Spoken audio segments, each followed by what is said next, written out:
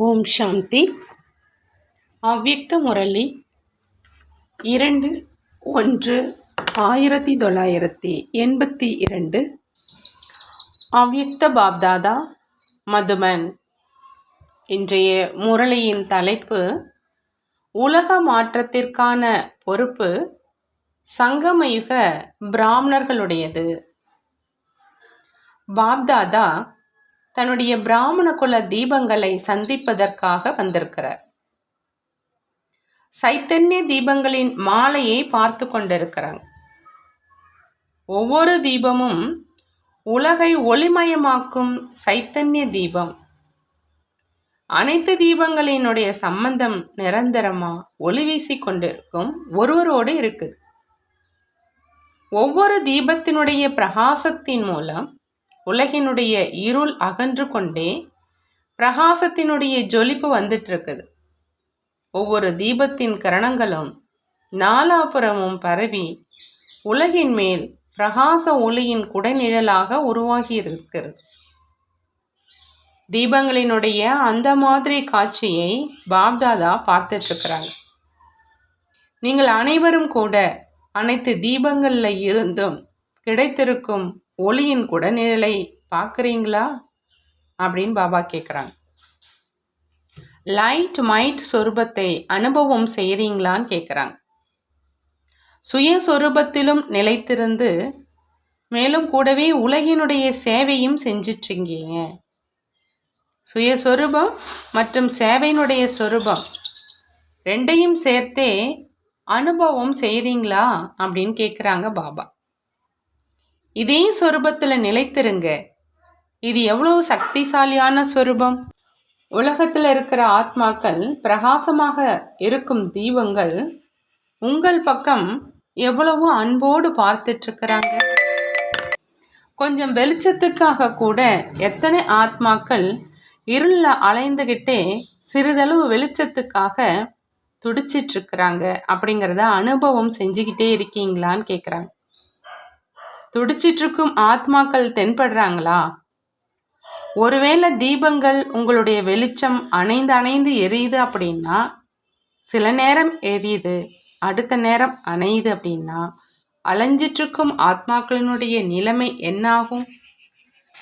எப்படி இங்கே இருள் சூழ்ந்துருச்சு அப்படின்னா வெளிச்சம் வரணும் அப்படின்னு அனைவரும் விரும்புகிறோம். அணைந்து எரியும் லைட்டை யாரும் விரும்ப மாட்டாங்க. அப்படி எரிஞ்சிட்ருக்கும் தீபங்களாகிய உங்கள் ஒவ்வொருவரின் மேல் உலகின் இருளை அகற்றுவதற்கான பொறுப்பு இருக்குது. அந்த அளவு பெரிய பொறுப்பை அனுபவம் செய்கிறீங்களான்னு பாபா கேட்குறாங்க. நாடகத்தினுடைய ரகசியத்தின் அனுசாரம் பிராமணர்கள் நீங்கள் விழிச்சிருக்கீங்க அப்படின்னா அனைவரும் விழிச்சிடுவாங்க. பிராமணன் விழிச்சார் என்றால் பகல் வெளிச்சமாக ஆயிடுது. மேலும் பிராமணர்களினுடைய ஜோதி அணைந்திருக்குது அப்படின்னா உலகத்திலும் இருள் இரவாக ஆயிடுது. அப்படி நீங்க பகலை இரவாகவும் இரவை பகலாகவும் ஆக்கக்கூடிய சைத்தன்ய தீபங்கள்ங்கிறாங்க பாபா. அந்த அளவு பொறுப்பு உங்கள் ஒவ்வொருவர் மீதும் இருக்குது. ஒவ்வொருவரும் தன்னுடைய பொறுப்பை உணர்ந்திருப்பதனுடைய சார்ட்டை பாப்தாதா பார்க்குறாங்க. ஒவ்வொருவரும் தன்னை எவ்வளவு பொறுப்பாளர் அப்படின்னு நினைக்கிறாங்க அப்படிங்கிறதையும் பார்க்குறாங்க. உலக மாற்றம் செய்வதனுடைய பொறுப்பு கிரீடத்தை அணிந்திருக்கிறாரா அல்லது இல்லையா? இதில் கூட வரிசை கிரமமாக கிரீடம் அணிந்தவர் அமர்ந்திருக்கிறாங்க. தன்னுடைய கிரீடத்தை பார்த்து கொண்டு இருக்கீங்களா அப்படின்னு பாபா கேட்குறாங்க.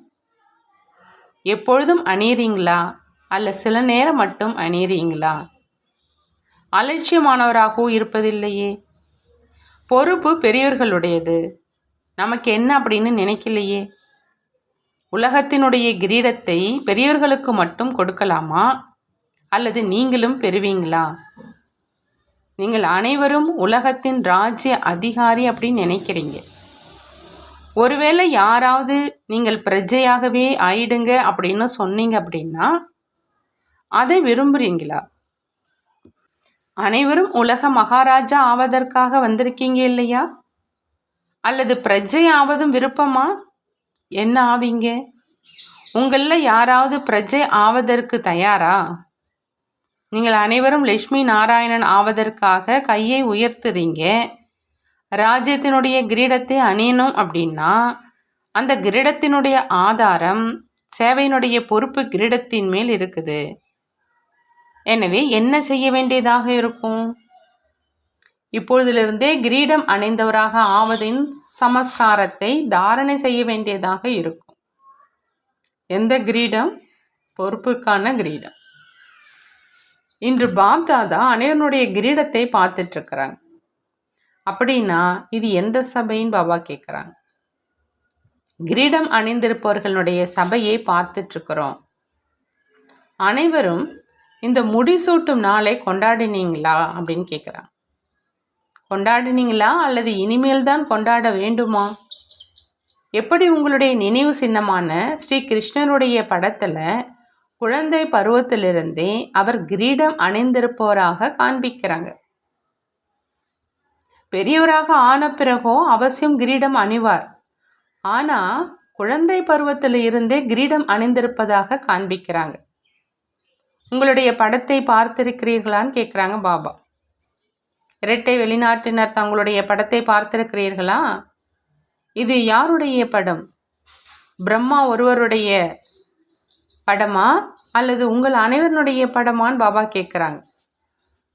ஸ்ரீ கிருஷ்ணனுடைய படத்தில் குழந்தை பருவத்திலிருந்தே கிரீடம் அணிந்திருப்பதாக காண்பிக்கிறாங்க.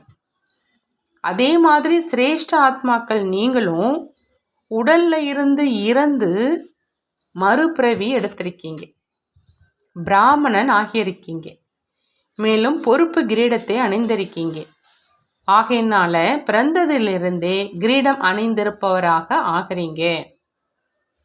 ஆகினால நினைவு சின்னத்திலும் பிறந்ததிலிருந்தே கிரீடத்தை காண்பிச்சிருக்கிறாங்க. அப்படி பிராமணன் ஆகிறது அப்படின்னா கிரீடம் அணிவிக்கும் முடிசூட்டும் விழா கொண்டாடுவதுங்கிறாங்க பாபா. அப்படி நீங்கள் எல்லோருமே தன்னுடைய முடிசீட்டு விழாவை கொண்டாடிட்டீங்க இல்லையா? இப்போ நிரந்தரமாக இந்த உலக சேவையின் பொறுப்பு கிரீடம் அணிந்தவராகி சேவையில் ஈடுபட்டு கொண்டிருக்கின்றேனா அப்படின்னு மட்டும் பார்க்கணும். என்ன தென்படுது?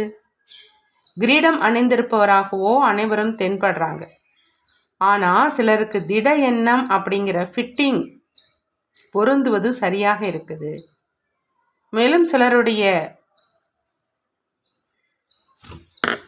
ஃபிட்டிங் தொய்வாக, அதாவது லூஸாக இருக்குது. லூஸாக இருக்கிற காரணத்தினால கிரீடம் சில நேரம் இறங்கிடுது, மேலும் சில நேரம் அணியிறாங்க. ஆகினாலும் உறுதியான எண்ணம் மூலமாக இந்த கிரீடத்தை நிரந்தரமாக இருக்க வைங்க. என்ன செய்யணும் அப்படின்னு புரிந்ததா அப்படின்னு பாபா கேட்குறாங்க. பிரம்மா பாபா குழந்தைகளை பார்த்து எவ்வளோ மகிழ்ச்சி அடைகிறாங்க. பிரம்மா பாபாவும் எப்பொழுதுமே பாடலை பாடிட்டு இருக்கிறாங்க. எந்த பாடலை பாடுறாங்க?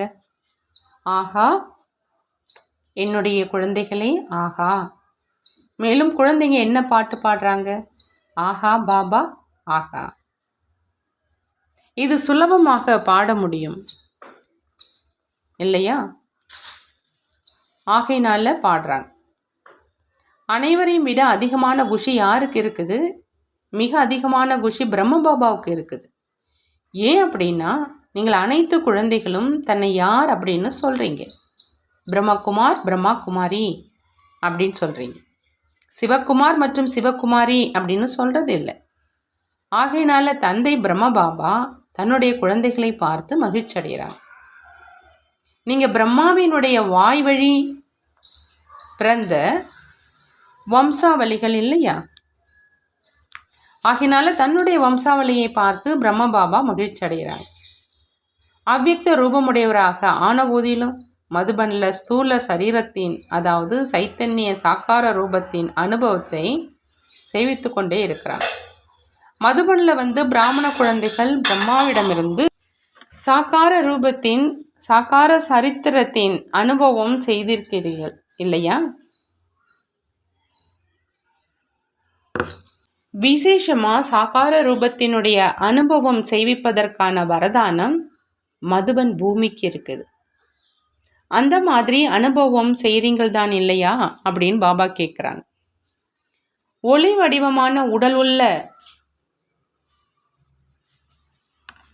பிரம்மாவா அல்லது சாக்காரத்தில் இருக்கிறாரா? என்ன அனுபவம் செய்கிறீங்க? ஆன்மீக உரையாடல் செய்கிறீங்களா அப்படின்னு பாபா கேட்குறாங்க. நல்லது.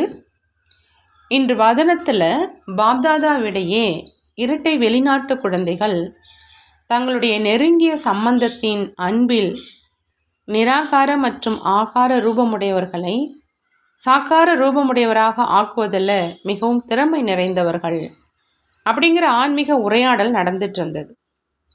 குழந்தைகளின் அன்பின் மந்திரம் ஒளி வடிவத்தில் இருப்பவரையும் சாக்காரம் ஆக்கிடுது. அந்த மாதிரி அன்பினுடைய மந்திரவாதி குழந்தைகள் அன்பு சொரூபத்தை மாற்றிடுது.